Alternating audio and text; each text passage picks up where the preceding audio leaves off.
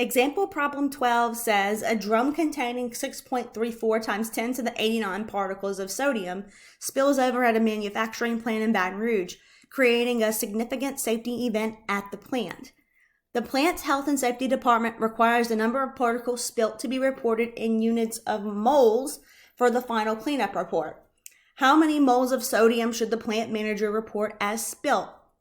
So first of all, we only have one element, and that is going to be sodium. The elemental symbol for sodium is Na, and we're told that we have 3.64 times 10 to the 89 atoms or particles of Na, and we can say atoms because there's only one element that they're reporting as spilt. We need to convert to number of moles because that's what the plant managers have to have to be able to report it correctly for the safety report. So atoms to moles is one step. So draw your multiplication symbol, draw your division bar, bring atoms of sodium down to cancel, and moles of sodium goes to the top.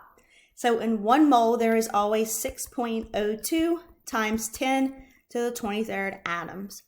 So atoms cancel and you're left in moles. So in your calculator, you should type 3.64 times 10 to the 89 divided by 6.02 times 10 to the 23rd, and that will give you 6.046.